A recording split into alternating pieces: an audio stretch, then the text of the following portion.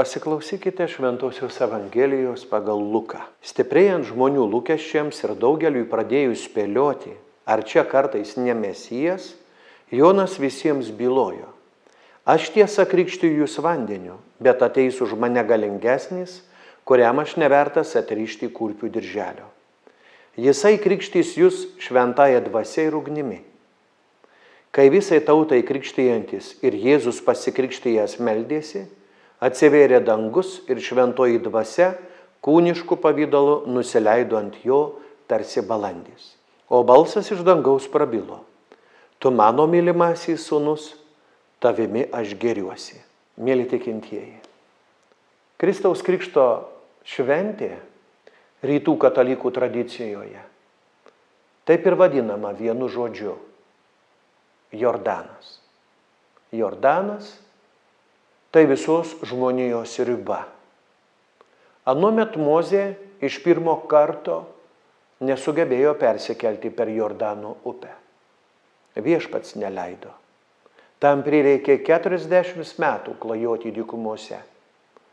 Todėl visai žydų tautai Jordanas tapo pergalės simboliu, naujo gyvenimo ir Dievo pažadų išsipildymo ženklu.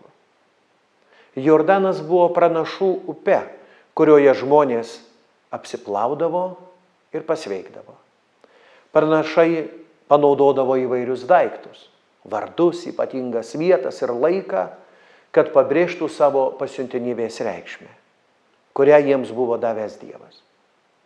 Pagal Dievo pažadus Jordanas buvo naujo gyvenimo ženklu, apsivalymo šaltiniu. Žmonės įžengdavo į upės vagą vienoje pusėje ir išeidavo kitoje jau apvalyti.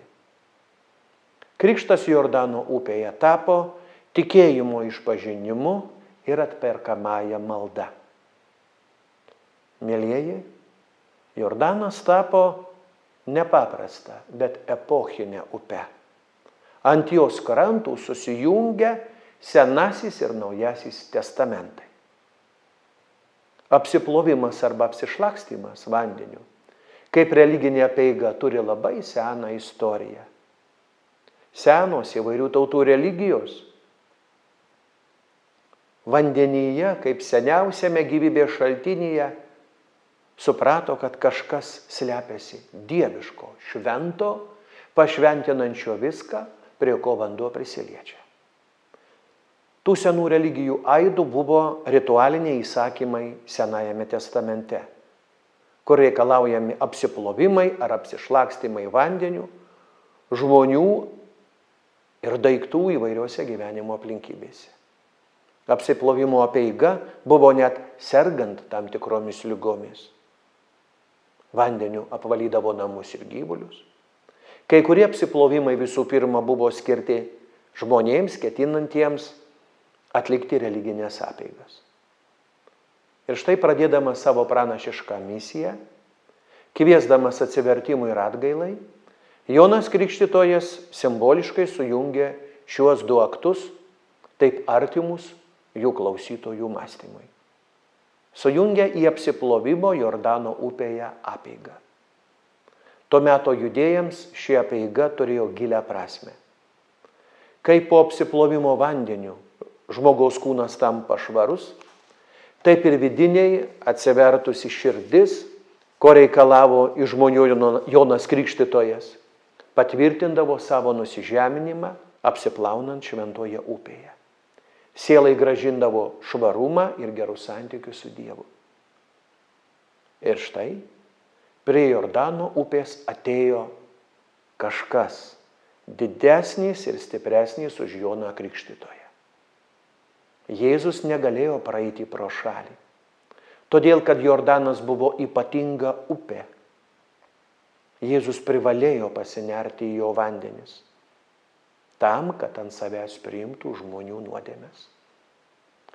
Nors Jėzus kartu su nusidėjėliais įėjo į upės vandenis ir buvo pakrikštytas, ši apeiga jam nebuvo apsivalymo simboliu nuo nuodėmių, nes Jėzus buvo nenuodėmingas. Tačiau ši apeiga jam buvo lyg koks patepimas, kurį jis priėmė pradėdamas savo naują gyvenimo kelią, skelbiant gerąją naujieną Evangeliją. Jį patepė ne upės vanduo, bet šventoji dvasia nužengusi iš dangaus. Virš Kristaus galvos atsivėrė dangus, žmonija labai ilgai laukė šito momento. To dangaus atsivėrimo. Ir štai Jono Krikštytojo misija baigta. Jis parodo žmonėms, kas yra Mesijas. Atsivėręs dangus virš Jėzaus galvos jau niekada virš žmonių galvų neužsidarys. Nes atėjo malonės metas, gailestingumo metas, prisiartino Dievo karalystė. Visa tai mums, mėly tikintieji, turi priminti vieną labai svarbę ir brangią mūsų gyvenimo dieną, kuri nepelnytai labai dažnai yra pamirštama. Tai mūsų Krikšto diena.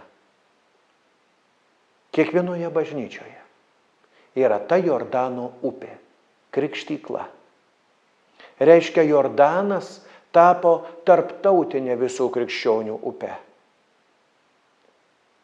Mes prisimename savo gimimo dieną, vėliau švenčiame vardines, tačiau kas iš mūsų gali pasakyti, kada buvo pakrikštytas? Prisimenant Krikšto dieną, kažkodėl mūsų širdis neima tankiau plakti. Mes nešvenčiame Krikšto metinių ir nesveikiname šią progą vieni kitų.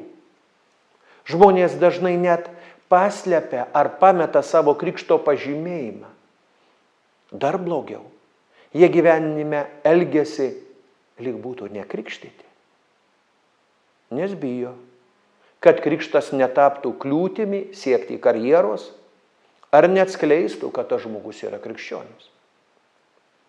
Bet juk Krikšto diena mums buvo naujo, tikro, dvasia turtingo gyvenimo pradžia.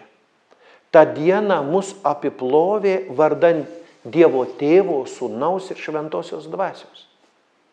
Apsiplovimas krikštykloje mums panaikino pirmųjų tėvų užtrauktą nuodėmę, atvėrė mums asmeniškai dangų virš galvų.